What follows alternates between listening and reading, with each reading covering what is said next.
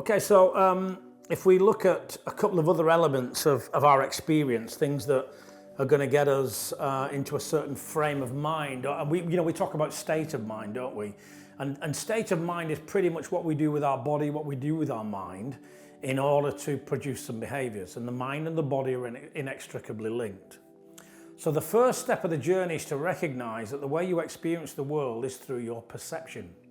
So what is that about? You know, I've had lots of people that tell me that they're fantastic at something, and when I've actually measured what they believe they're great at, they're not so great at it. Kayaking is a perfect example. I remember one young guy coming up telling me that he could kayak. And I said, okay, well, sit in this kayak, and all I want you to do is I want you to paddle, and it's only about 30 yards, down to one of the other instructors that's waiting on the bank with a throw bag, just in case. And a throw bag is something we can use to rescue people. So just paddle that distance. It's an innocuous environment anyway.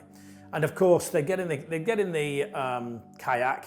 They're supposed to demonstrate something called a break-in, and they capsize, they swim, and they start to blame the kayak and the equipment. And it's everything outside of themselves. And what that got me thinking, I just sort of thought, well, how could someone think they're really great at something, and they're not as great as they think they are? And even when they can't do it, they still believe they're great. I'm sure you'll have seen this on X Factor, when someone stands and they sing on stage, and irrespective of all the audience booing at them and telling them to get off the stage, they still choose to believe that they're fantastic at singing. Well, there were two guys that got together, and one was called John and the other one was called Harry.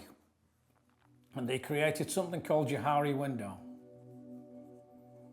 I used to think this was like a really mystical Eastern thing, but in reality I was quite gutted when I found out it was just John and Harry. But essentially what they said was this. They said that you have a window, and they put 4 quadrants to the window. I've slightly adapted this to suit my needs. So this isn't the pure model that they created. And what they suggested was that when you first meet someone, there are things that you know about yourself that you keep private, and there's nothing sinister about that. It's just that we keep that information private. So we tell other people what we want them to know. So that's known to self.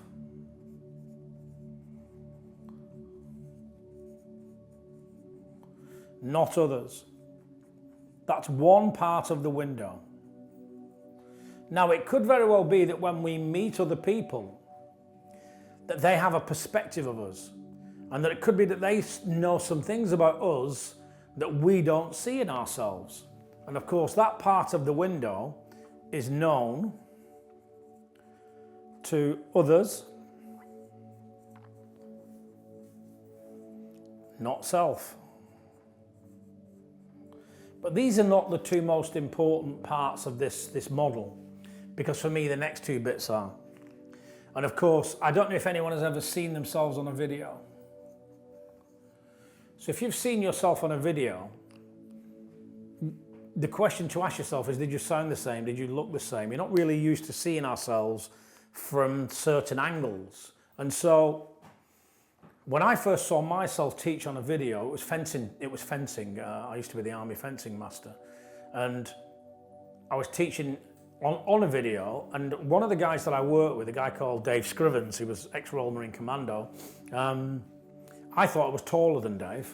When I saw myself on a video, I was horrified to see that I was a bit shorter. And then when I looked at myself from the back, I thought, poof, flipping heck, I look like I'd been hit by a lift. And of course, my northern tones were I just thought, no, I sound really, really northern.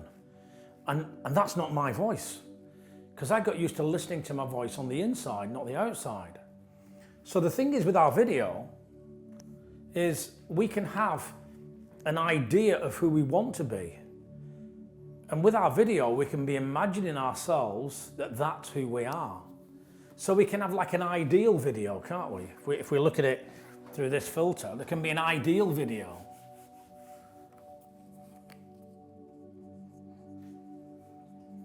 And of course, the problem with an ideal video is that if my ideal is way out there and it's 1,000,000 miles away from my real video, because your real video is what others see. and how you can align what others see with what you see.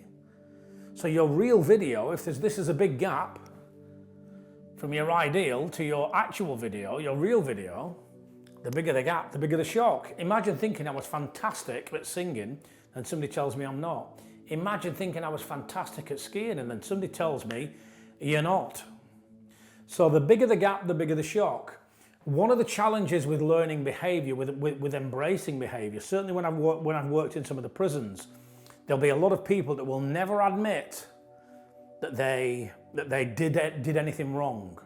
And I'm sure that there might be some people in there that didn't, but the majority of them did. But to actually think that is you on any level behaviorally is a very tough thing to embrace.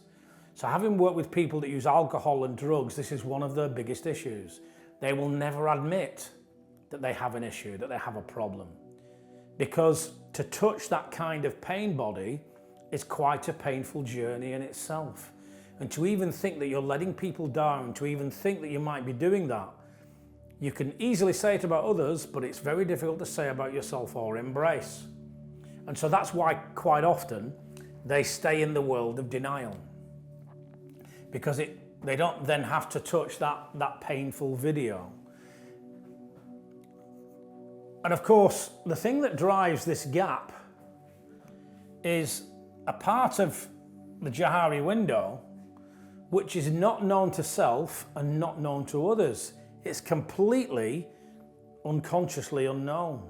It's known at the unconscious level, but it's not consciously known. And of course, that's known as our blind spot, because you will have seen when we talked about seeps that we talked about our blind spot, the blind spot that's initiated by mirrors.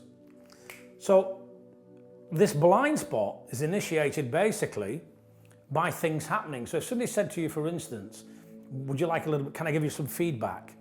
If you've had any experiences around feedback that you didn't like, straight away they're likely to touch your blind spot. And that might be a, no, you're okay. Equally, the blind spot is not just a place of negativity, it's also a place of positivity. So sometimes when we get given something, that lights us up because we enjoy it. So the blind spot, this is not designed to be just a negative thing, it has a positive element to it.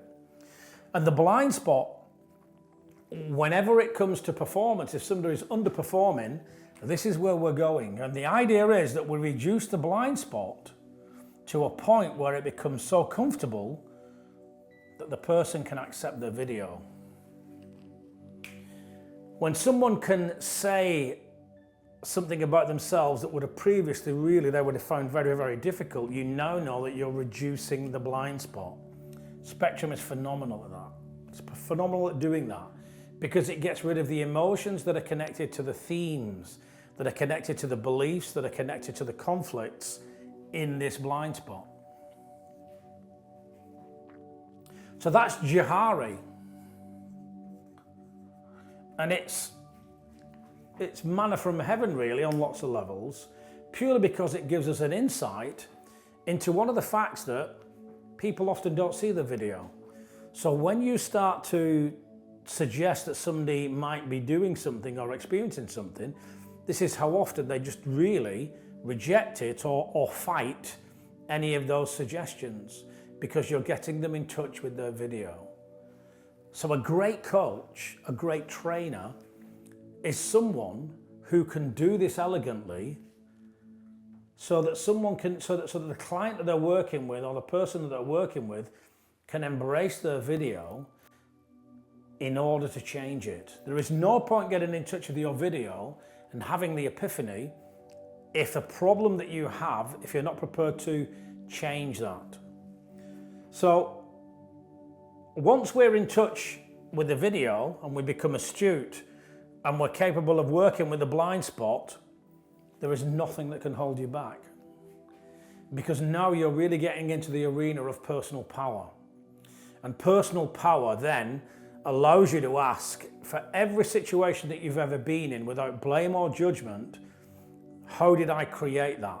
Even by the very nature of the fact that I was there. And if I can create that, I can create something else. That's how powerful thinkers think. That's how powerful performers perform. So that's a little snapshot into Johari.